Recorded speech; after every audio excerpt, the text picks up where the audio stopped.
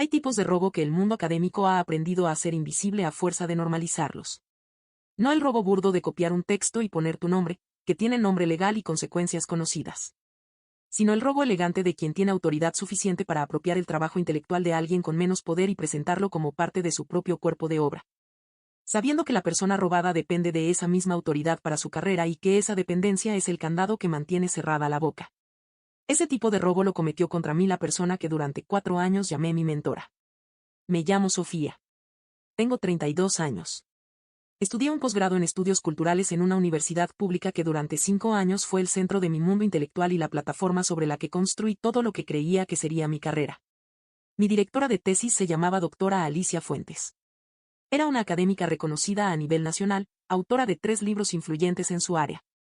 Con presencia en los principales foros del campo y con el tipo de reputación que se construye durante décadas y que se convierte en una especie de gravedad institucional que atrae a estudiantes, becas, invitaciones y reconocimientos.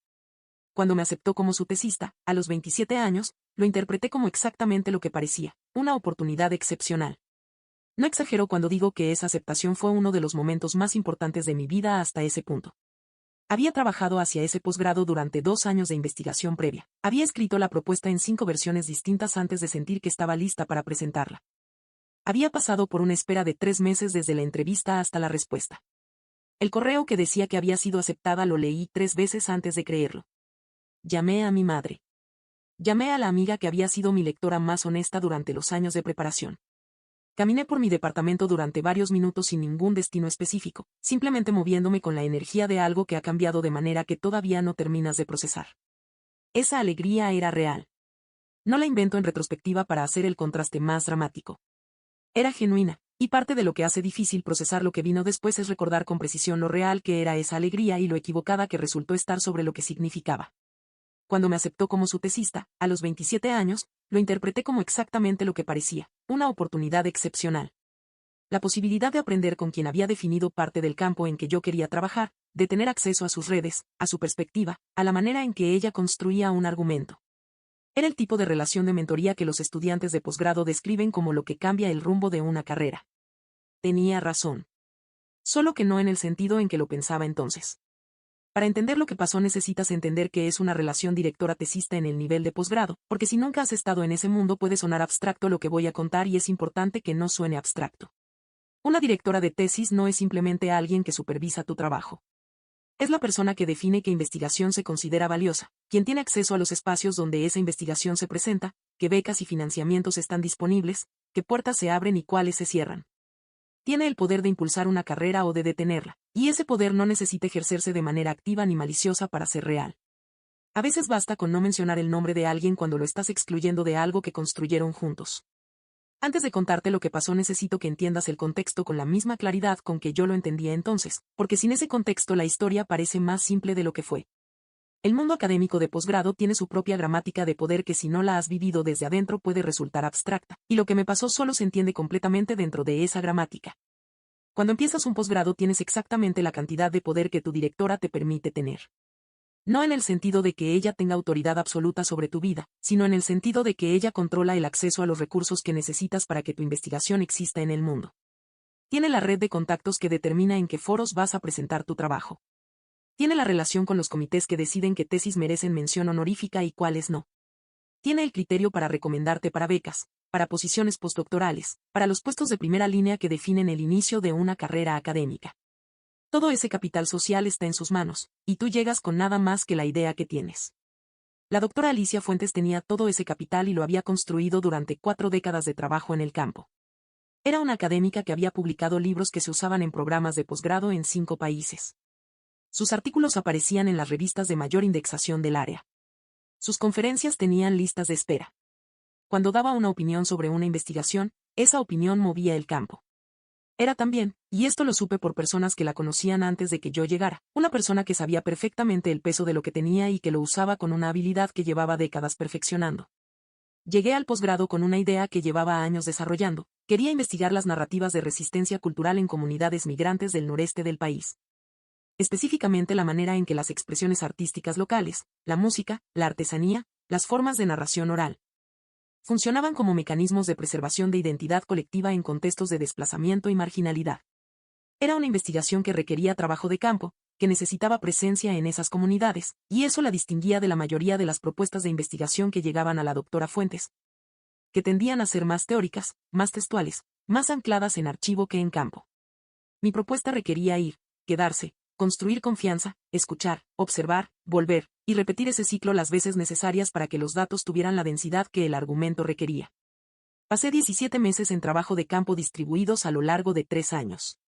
No de manera continua, sino en estancias que variaban entre 2 semanas y 2 meses según la etapa del proyecto y los ciclos culturales de las comunidades que estudiaba. Fiestas patronales, procesos de transmisión artesanal, reuniones comunitarias. Entrevistas individuales con personas que habían accedido a compartir su experiencia con una investigadora que llevaba tiempo suficiente entre ellas para merecer esa confianza.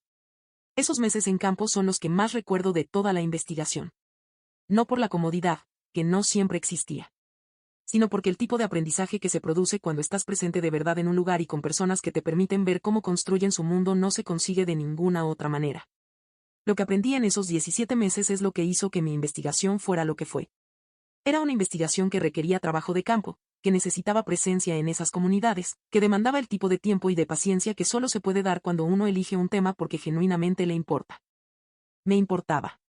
Había crecido cerca de algunas de esas comunidades, conocía personas que eran parte de lo que quería estudiar, tenía acceso que un investigador externo tardaría años en construir. Eso era parte de lo que hacía mi propuesta específicamente valiosa.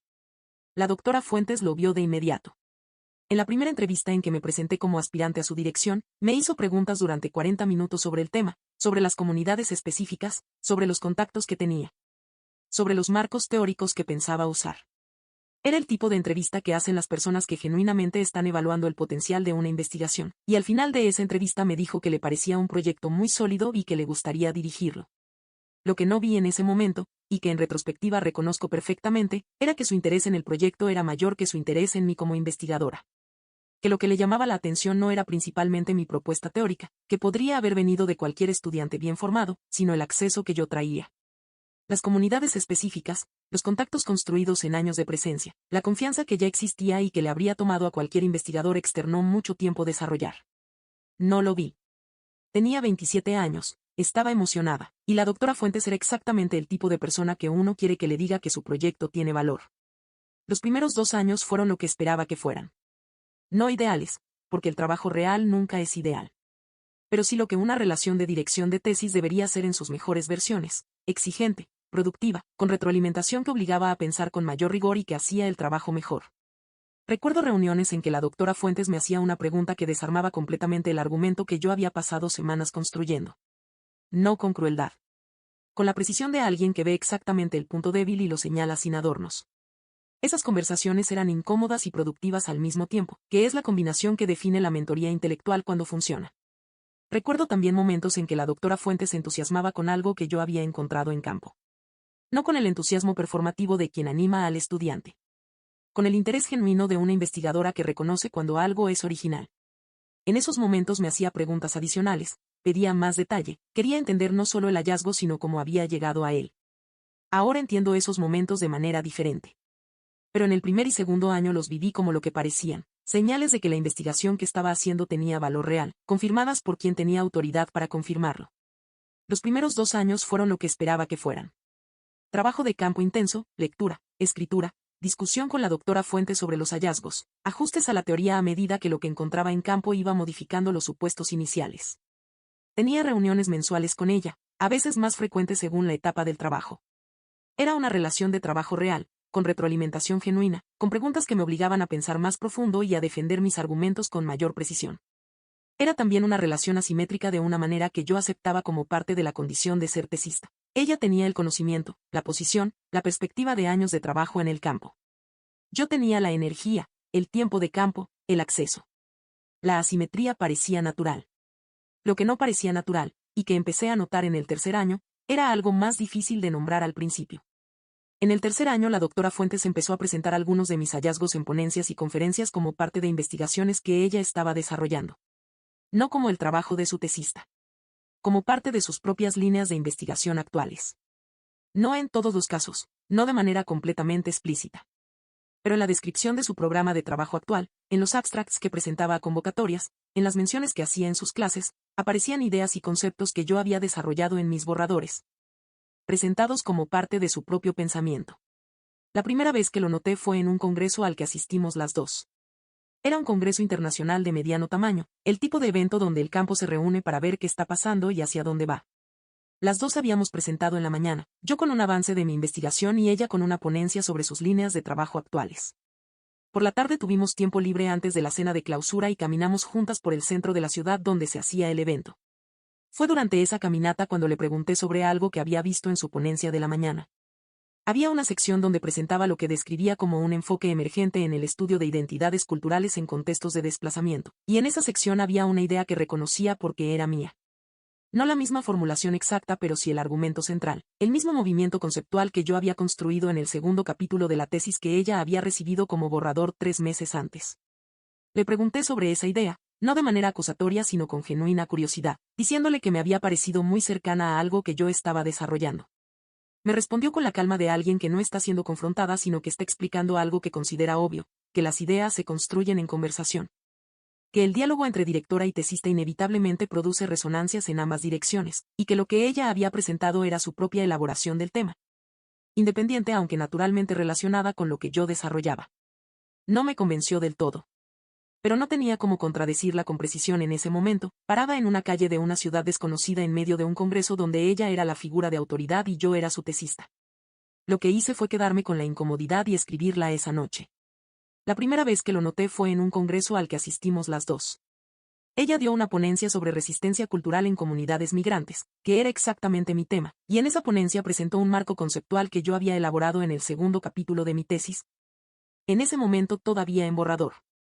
Me mencionó de pasada como su tesista. No como la autora del marco. Le mencioné después de la ponencia que me había llamado la atención la coincidencia entre su argumento y lo que estaba desarrollando en el segundo capítulo.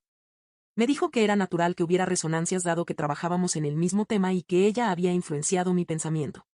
Que el trabajo de una directora y su tesista siempre producía ese tipo de solapamiento. Era una respuesta que en ciertos sentidos era verdad. Existe ese solapamiento. Pero había algo en el argumento específico que ella había presentado que no era solapamiento ni influencia de directora a tesista. Era la dirección contraria. Era mi argumento elaborado en su voz. Eso fue lo que registré esa noche en mi cuaderno. No con la certeza de una acusación. Con la incomodidad de quien no está segura de lo que está viendo pero entiende que vale la pena escribirlo porque quizás más adelante tenga más sentido en un contexto más amplio. Empecé a documentar de manera más sistemática. No con el dramatismo de alguien que declara guerra, sino con la metodicidad de alguien que ha decidido que necesita entender exactamente lo que está viendo antes de tomar ninguna decisión. El sistema que desarrollé tenía varias capas. La primera era la más simple, cada borrador que enviaba a la doctora Fuentes, además de guardarlo en mi carpeta de trabajo habitual, lo enviaba a una dirección de correo personal que usaba exclusivamente como archivo. El correo quedaba registrado con fecha y hora de envío, con el archivo adjunto, con el asunto que siempre incluía el capítulo, la versión y la fecha. Era el tipo de registro que cualquier persona que trabaja con documentos debería tener y que yo había descuidado en el primer año por creer que no lo necesitaba. La segunda capa era el seguimiento de las publicaciones de la doctora Fuentes. Revisaba sistemáticamente lo que publicaba, lo que presentaba en ponencias cuando había acceso a los resúmenes o a las grabaciones, y lo que mencionaba en entrevistas o en los cursos que yo podía ver desde dentro del programa. Guardaba los materiales con fecha y hacía una comparación con mis borradores para identificar si había correspondencias que no podían explicarse por trabajo paralelo en el mismo campo. La tercera capa, la más delicada, era documentar las conversaciones en que yo le presentaba ideas o avances y ella respondía de maneras que años después reconocería como el proceso de apropiación activa disfrazado de retroalimentación. No grababa las conversaciones, que habría sido invasivo y que en algunos contextos habría sido también ilegal. Pero inmediatamente después de cada reunión, mientras la memoria era fresca, escribía un resumen detallado, lo que yo había presentado, lo que ella había dicho, las preguntas que había hecho. Ese registro, acumulado durante meses, mostraba un patrón de interés específico en los conceptos más originales de mi trabajo. Empecé a documentar de manera más sistemática. Lo que hice fue crear un registro cronológico de los borradores de mi tesis. Cada versión que enviaba a la doctora Fuentes, yo guardaba una copia con la fecha y hora exactas en un servicio de nube externa. No como estrategia de protección planificada, sino como hábito de trabajo que había desarrollado después de perder una versión de un capítulo por un problema técnico en el primer año. Después de eso guardaba todo en múltiples lugares. Pero a partir del momento del Congreso, ese hábito de archivo adquirió una dimensión adicional, También empecé a registrar cuando enviaba cada borrador a la doctora Fuentes, con qué contenido específico. Y cuando aparecían ideas similares en materiales de ella que eran posteriores a mis envíos. La línea de tiempo que construí durante el tercer y cuarto año de mi investigación era, cuando la leías completa, imposible de atribuir a coincidencia. En julio del tercer año le había enviado el borrador del tercer capítulo, que era el más largo de todos y el que contenía lo que yo consideraba la contribución más original de toda la investigación. Lo había trabajado durante 6 meses, revisado 23 versiones, sometido a la retroalimentación de 3 colegas cuyas opiniones respetaba antes de enviarle a ella la versión 27 como borrador avanzado. Tenía metadatos que mostraban ese proceso de construcción, las fechas de creación de cada versión, las horas de modificación, el historial que deja cualquier documento cuando lo trabajas en serio durante meses. El concepto de memoria habitada había llegado a mí en el campo, durante una estancia de 6 semanas en la comunidad donde pasé más tiempo. Una tarde de conversación con una mujer de 72 años que me explicaba por qué seguía abordando los mismos patrones que su madre le había enseñado aunque su madre hubiera muerto 20 años antes. Me dijo que los patrones vivían en sus manos. Que cuando bordaba no recordaba a su madre, sino que la hacía presente. Que la memoria no era algo que estaba en el pasado sino algo que ella construía cada vez que bordaba. Esa conversación se convirtió en el núcleo del tercer capítulo. Me llevó meses traducir la sabiduría práctica de esa mujer a un argumento teórico riguroso, conectarla con el trabajo de otros autores que habían abordado preguntas relacionadas. Y mostrar cómo ese concepto iluminaba no solo el caso particular de esa comunidad sino una forma general de entender la identidad cultural en condiciones de desplazamiento. Era un concepto construido con trabajo real. Con 17 meses de campo, con cientos de conversaciones, con lectura densa y escritura más densa todavía. En julio del tercer año le había enviado el borrador del tercer capítulo, que desarrollaba lo que llamé el concepto de memoria habitada. La idea de que las prácticas culturales de las comunidades que estudiaba no eran simplemente memoria del pasado sino una forma activa de construir un presente identitario en condiciones de desplazamiento. Era el concepto más original de toda mi investigación, el que más trabajo teórico y empírico había requerido, el que me había llevado 6 meses desarrollar a partir de los datos de campo. En octubre del mismo año, la doctora Fuentes publicó un artículo en una revista especializada en que presentaba un concepto que llamó memoria viviente. La idea de que las prácticas culturales de comunidades migrantes construyen identidad en el presente a partir de las condiciones de desplazamiento. Era mi concepto. Con su nombre. No era idéntico en cada palabra. Tenía las modificaciones suficientes para que no fuera plagio textual evidente. Pero era el mismo argumento central, desarrollado con la misma lógica, respaldado con datos del mismo tipo de comunidades que yo estudiaba. Y publicado 3 meses después de que ella había recibido mi borrador con el concepto completo.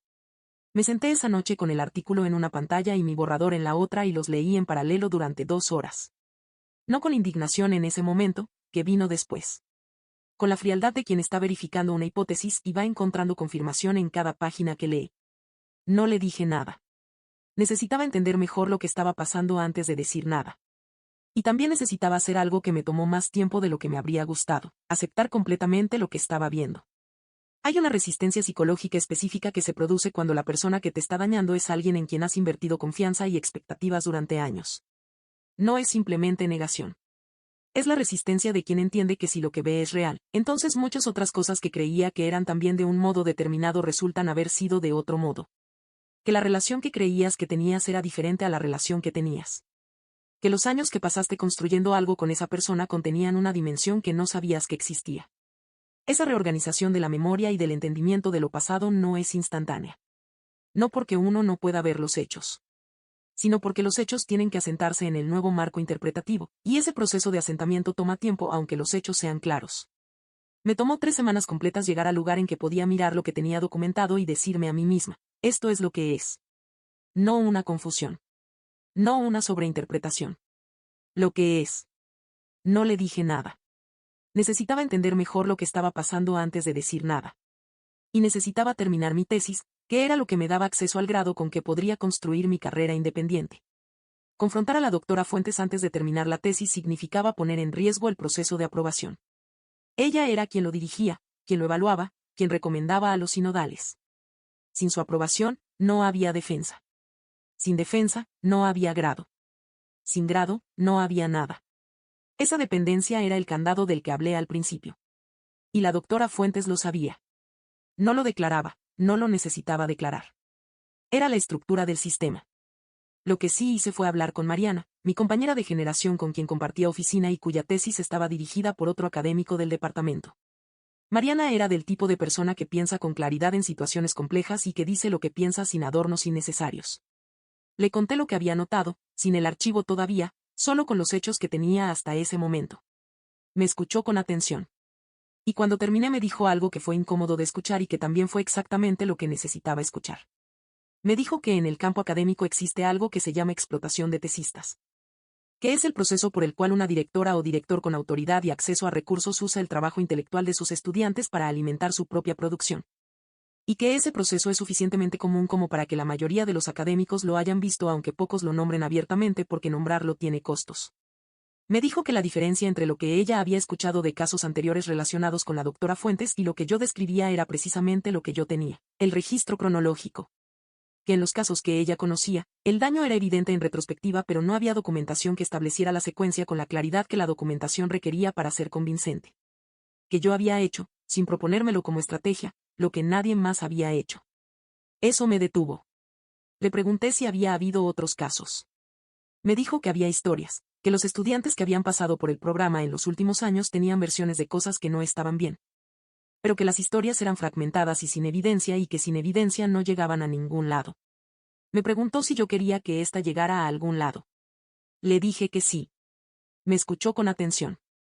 Y cuando terminé me dijo algo que fue incómodo de escuchar y que también fue exactamente lo que necesitaba. Me dijo que lo que describía era consistente con lo que había escuchado de otros estudiantes sobre la doctora Fuentes. Aunque nunca de manera tan documentada. Que había una historia de la que nadie hablaba abiertamente porque el costo de hacerlo era demasiado alto para quien estaba todavía en el programa. Que lo que yo tenía era diferente a los otros casos porque tenía el registro de fechas. Que si lo usaba bien, era posible que resultara en algo distinto a los casos anteriores. Le pregunté qué significaba usarlo bien. Me dijo que ella no lo sabía. Que eso era algo que necesitaba pensar con alguien que entendiera tanto el mundo académico como el mundo legal. Tardé 2 semanas en aceptar que eso significaba contratar a un abogado. No porque el dinero no fuera un obstáculo, que lo era. Sino porque contratar a un abogado es la acción de alguien que ha decidido que hay un problema real que requiere resolución formal, y yo todavía estaba en el proceso de convencerme de que eso era verdad. Que lo que veía era lo que era. Que mis 4 años de trabajo y la relación con mi mentora y el mundo que había construido alrededor de ese proceso no me estaban distorsionando la lectura de los hechos. No me estaban distorsionando. El archivo era claro. El abogado que encontré, a través de una recomendación de un familiar, se especializaba en propiedad intelectual y había trabajado previamente en casos de plagio académico. Se llamaba Roberto. En nuestra primera reunión pasamos 3 horas revisando lo que yo tenía, los borradores con sus fechas de creación en los metadatos, los correos enviados a la doctora Fuentes con fechas verificables. El artículo publicado por ella con su fecha, el análisis comparativo de los argumentos centrales. Al final de esas 3 horas Roberto me dijo que lo que tenía era sólido. No con el entusiasmo de quien te dice lo que quieres escuchar, sino con la sobriedad de alguien que ha visto muchos casos y sabe distinguir entre los que tienen sustento y los que no. Me explicó algo que fue útil entender para organizar lo que tenía. En materia de propiedad intelectual, lo que cuenta no es la similitud entre 2 textos sino la secuencia temporal verificable. No basta con mostrar que 2 textos desarrollan la misma idea. Hay que poder mostrar quién la desarrolló primero y cuándo. La documentación que yo tenía hacía exactamente eso. Establecía con precisión, a través de metadatos de archivo y fechas de correos electrónicos verificables, que mis conceptos existían en versión documentada antes de que aparecieran en los materiales publicados de la doctora Fuentes. También me explicó que la solidez del caso dependía parcialmente de la magnitud de la correspondencia. Una idea compartida en el mismo campo no es suficiente. Lo que importa es si hay correspondencia sustancial entre los argumentos centrales, si la similitud va más allá de lo que podría explicarse por trabajo independiente en el mismo tema. En nuestro caso, el concepto de memoria habitada y su reformulación como memoria viviente era lo suficientemente específico y original como para que la correspondencia no pudiera atribuirse a desarrollo paralelo independiente. Al final de esas 3 horas Roberto me dijo que lo que tenía era sólido. Que en términos legales, el conjunto de evidencia establecía con claridad que el concepto central del artículo publicado por la doctora Fuentes había sido desarrollado primero en mi trabajo y que ella lo había recibido en borrador antes de publicarlo. Bajo su nombre. Que la similitud entre ambos textos superaba lo que podría atribuirse a coincidencia o a trabajo paralelo en el mismo campo. Me preguntó qué quería que pasara. Esa pregunta me tomó tiempo responder. Lo que quería en el sentido más simple era que no hubiera pasado lo que había pasado. Pero eso no estaba disponible. Lo que estaba disponible era lo que podía pasar hacia adelante. Lo que decidí fue esto: quería terminar mi tesis. Quería defenderla y obtener mi grado. Y quería que la doctora Fuentes no pudiera beneficiarse de mi trabajo sin que hubiera alguna consecuencia pública de lo que había hecho.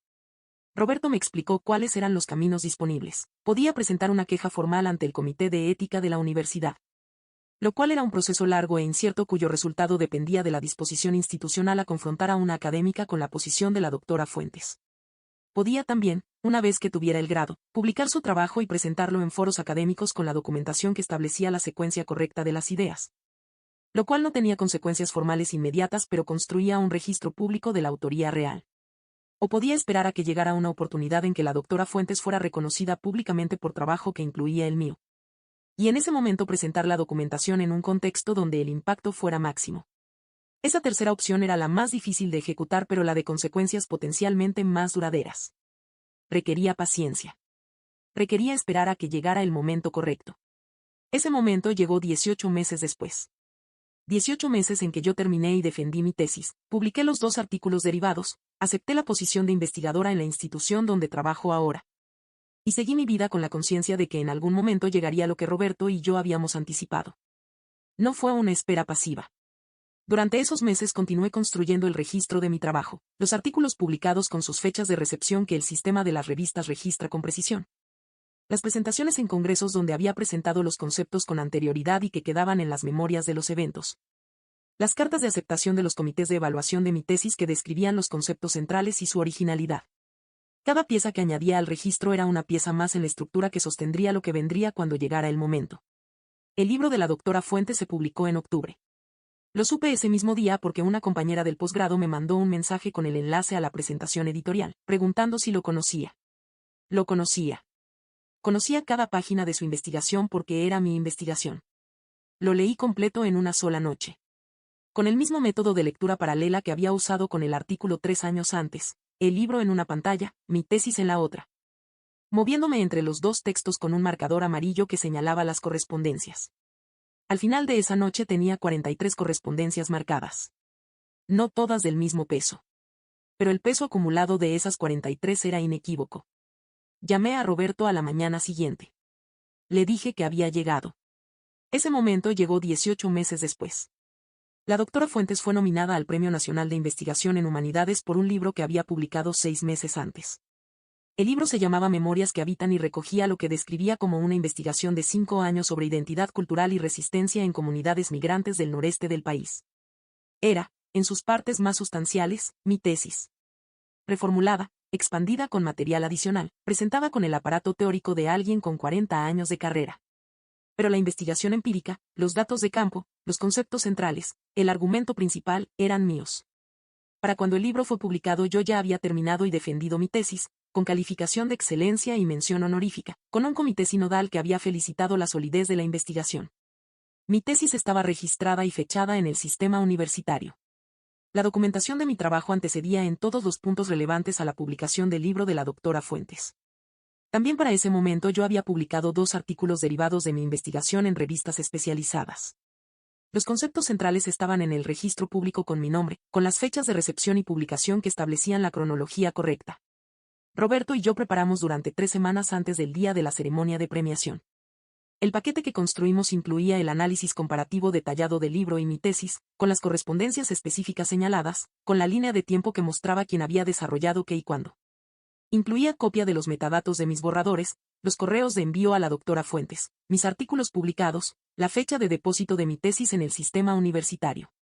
Incluía también una carta de Roberto dirigida al comité del premio, firmada y en papel membretado de su despacho, que explicaba en términos legales lo que la documentación establecía. El día de la ceremonia era un evento académico público, en el auditorio principal de la universidad más importante del país, con presencia de autoridades académicas, medios especializados y colegas de la doctora Fuentes de todo el campo. Era exactamente el tipo de contexto donde el reconocimiento que ella iba a recibir tendría el mayor peso posible. También era exactamente el tipo de contexto donde la documentación que teníamos tendría el mayor impacto posible. Roberto y yo llegamos 1 hora antes de la ceremonia. Habíamos hablado durante el trayecto de las cosas logísticas que era necesario hablar, quiénes eran las 3 personas a quienes entregaríamos el paquete. Cómo manejar cualquier pregunta que pudieran hacernos antes de que la ceremonia comenzara, qué decir si alguien nos preguntaba qué estábamos haciendo ahí. El auditorio era grande, del tipo que tienen las universidades antiguas, techos altos, asientos de madera que crujían con los años de uso, un escenario que comunicaba solemnidad sin necesitar decoración adicional. Había personas que llegaban con la anticipación de quienes disfrutan estos eventos, académicos que se saludaban con el afecto reservado de quienes se ven poco y cuando se ven hay mucho que decir. Periodistas del área cultural que verificaban la lista de premiados. Encontré al secretario técnico del comité en el vestíbulo. Le dije que era investigadora y que tenía documentación relevante para el proceso de premiación que había llegado a su atención antes de que comenzara la ceremonia. Me miró con la cautela de alguien que no entiende exactamente lo que le están diciendo pero entiende que no es algo menor. Le entregué el sobre. Le dije que el contenido era autoexplicativo pero que estaba disponible para responder preguntas. Hice lo mismo con el director del programa, que encontré en la zona de registro. Y con la periodista, que estaba tomando notas cerca de la entrada principal. Luego Roberto y yo fuimos a nuestros asientos y esperamos. Roberto y yo llegamos una hora antes de la ceremonia. Entregamos el paquete a 3 personas, al secretario técnico del comité del premio, al director del programa de humanidades de la universidad organizadora, y a la periodista de cultura del periódico universitario nacional que cubría el evento. A cada uno le dimos una copia completa con una nota de presentación que explicaba de manera sencilla lo que estaban recibiendo y por qué era relevante en el contexto de esa ceremonia. No pedimos que se cancelara el premio. No pedimos ninguna acción inmediata. Dejamos la documentación y dejamos que cada persona decidiera qué hacer con ella. Lo que pasó en las 2 horas siguientes no siguió un guión que yo hubiera podido escribir de antemano. Roberto y yo nos sentamos en nuestros asientos en el auditorio y esperamos con la peculiar calma de quienes han hecho lo que podían hacer y ahora el resultado está en manos de otras personas. No había nada más que hacer. Habíamos entregado los paquetes. Lo que siguiera dependía de lo que esas 3 personas decidieran hacer con lo que tenían. Vi al secretario técnico salir del auditorio con el sobre 20 minutos después de que se lo habíamos entregado. No volvió en 15 minutos. No volvió en 30. Roberto me dijo en voz baja que eso era probablemente buena señal, que significaba que estaba mostrando el contenido a alguien cuya opinión importaba. La periodista, que era la única de las 3 personas a quien podíamos ver desde nuestros asientos, había dejado de tomar nota sobre la llegada de invitados. Estaba en un rincón del auditorio con el teléfono al oído, de espaldas a la sala. El director del programa entró al auditorio con 10 minutos de anticipación al inicio programado de la ceremonia. Buscó con la mirada al secretario técnico. Se encontraron en el pasillo lateral. Hablaron durante varios minutos con la urgencia silenciosa de quienes necesitan resolver algo antes de que el reloj corra más. Luego el director del programa salió por la misma puerta por la que había entrado. Lo que pasó en las 2 horas siguientes no siguió un guión que yo hubiera podido escribir de antemano. El director del programa pidió una reunión de emergencia con el comité antes de que comenzara la ceremonia. La periodista empezó a hacer llamadas. El secretario técnico fue a buscar a la doctora Fuentes, que estaba en los camerinos del auditorio preparándose para recibir el premio. Yo estaba sentada en el auditorio, en una butaca cerca del fondo, con Roberto a mi lado, sin saber exactamente lo que estaba pasando en los cuartos donde se tomaban las decisiones de ese día. La ceremonia comenzó con 40 minutos de retraso. Cuando comenzó, el presentador anunció que el premio al mejor libro de investigación en humanidades iba a ser pospuesto mientras el comité revisaba un asunto procedimental. Los otros premios de la ceremonia se entregaron con normalidad. El que correspondía a la doctora Fuentes no. La doctora Fuentes no estaba en el auditorio cuando se hizo ese anuncio. Alguien me dijo después que había salido por una puerta lateral 20 minutos antes del inicio de la ceremonia. Lo que vino a los días y semanas siguientes fue un proceso que no fue limpio ni rápido pero que fue real. Hubo momentos en que Roberto me advertía que el comité podría decidir que la investigación no era concluyente, que había precedentes en que casos similares no habían llegado a ninguna consecuencia formal. Hubo momentos en que yo me preguntaba si el costo de lo que había iniciado, en términos de mi relación con el campo, con las personas que la doctora Fuentes conocía y que yo también conocía, valía lo que podía obtenerse. Llegué a la conclusión de que sí. No porque yo necesitara que ella sufriera ninguna consecuencia específica, sino porque lo que había hecho afectaba a más personas que a mí, a los estudiantes anteriores cuyas historias Mariana me había mencionado, a los estudiantes futuros que trabajarían con ella sin saber lo que yo sabía. A la integridad de un campo de conocimiento que se sostiene sobre la premisa de que las ideas tienen autores y que los autores son las personas que las construyeron. El proceso fue largo pero acompañado. Roberto fue fundamental en cada paso. Mariana, que había observado la situación desde cerca durante años, se ofreció como testigo de lo que había observado independientemente de mi investigación personal. La periodista publicó su artículo con la precisión de alguien que había leído el material completo y que entendía lo que estaba reportando. Lo que vino a los días y semanas siguientes fue un proceso que no fue limpio ni rápido pero que fue real. El comité del premio abrió una investigación formal. La Universidad de la Doctora Fuentes inició su propio proceso de revisión.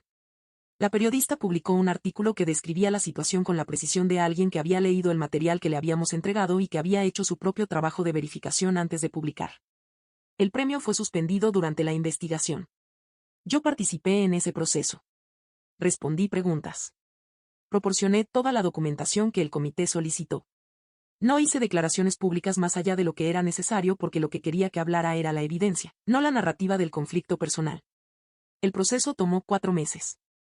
Al final, el comité emitió un dictamen que establecía que el libro de la doctora Fuentes utilizaba investigación primaria y conceptos desarrollados en mi tesis de manera sustancial, sin la atribución adecuada.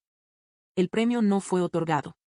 La editorial que había publicado el libro recibió una solicitud formal de revisión que todavía está en proceso mientras escribo esto. La doctora Fuentes no fue expulsada de la academia. Eso habría requerido un proceso universitario complejo que todavía está en una etapa inicial. Lo que sí pasó fue que su reputación en el campo recibió un daño que no se recupera fácilmente. Sus colegas saben lo que pasó, los estudiantes que consideraban trabajar con ella lo saben. Las instituciones que la invitaban a conferencias lo saben. En el mundo académico, como en muchos mundos, la reputación es el activo más real que existe. Y cuando ese activo recibe el tipo de daño que recibió, el tiempo que tarda en reconstruirse es largo. Yo no pienso mucho en eso. No es mi trabajo ni mi responsabilidad monitorear lo que le pasa a su reputación. Lo que sí es mío, y en lo que sí pienso, es en los 4 años de investigación que hice y que ahora existen en el mundo con mi nombre en ellos. La investigación sobre las comunidades migrantes del noreste, los datos de campo, los conceptos, el argumento, todo eso es verificablemente mío. Está en mi tesis registrada, en mis artículos publicados, en el dictamen del comité del premio que establece la cronología correcta de las ideas. Existe con mi nombre y con la solidez de quien puede demostrar que lo construyó. Hoy trabajo como investigadora en una institución diferente.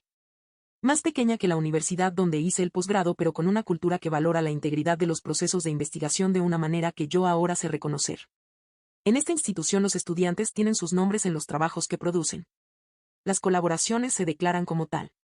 Las ideas que vienen del trabajo de campo de alguien específico se atribuyen a esa persona específica.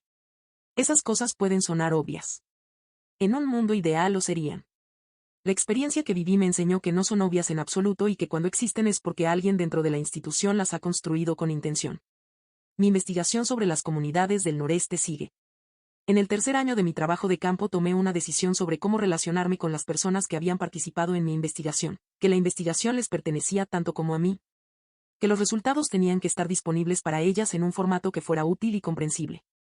Eso significó que una vez que tuve el grado y la posición que me daba algo de recursos, volví a esas comunidades no solo para hacer más investigación sino para devolver lo que había aprendido.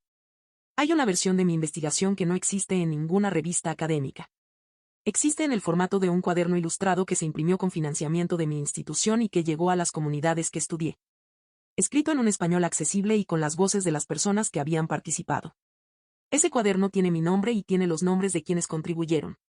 Esa forma de existir en el mundo es la que más me importa de todo lo que construí con esos 4 años.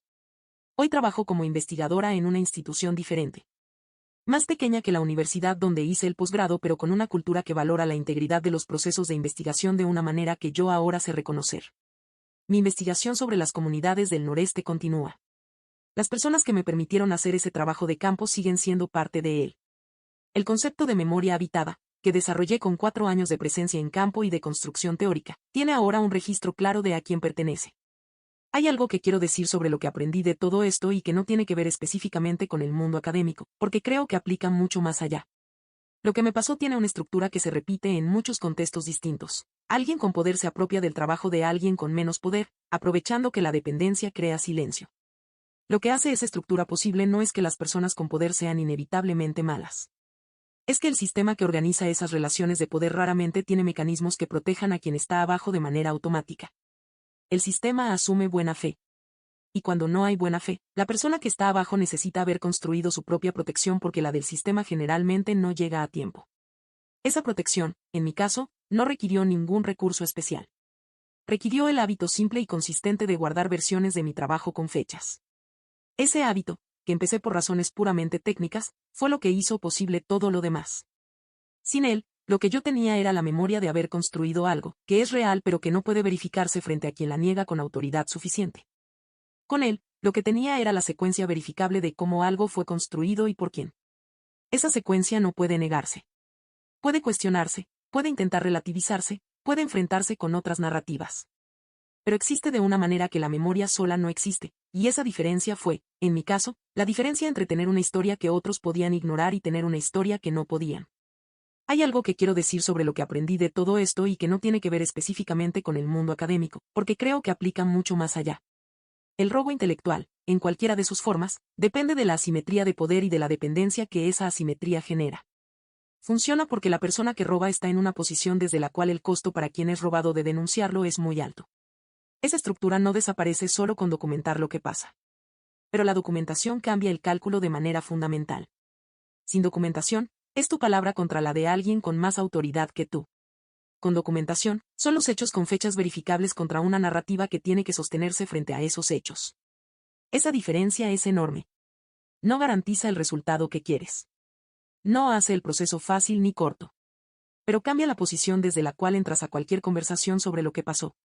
Empecé a documentar de manera sistemática no por desconfianza ni por preparación para una confrontación que anticipaba. Lo hice como hábito de trabajo que surgió de una necesidad técnica. Lo que aprendí es que ese hábito, mantenido con consistencia, se convierte en la diferencia entre tener una historia que puedes contar con evidencia y tener una historia que nadie está obligado a creer. Mis 4 años de trabajo merecían ser creídos. Y al final lo fueron. No porque yo los declarara con convicción, sino porque podía mostrarlos en una pantalla, con fechas, con el rastro que dejan los archivos cuando los creas y cuando los envías.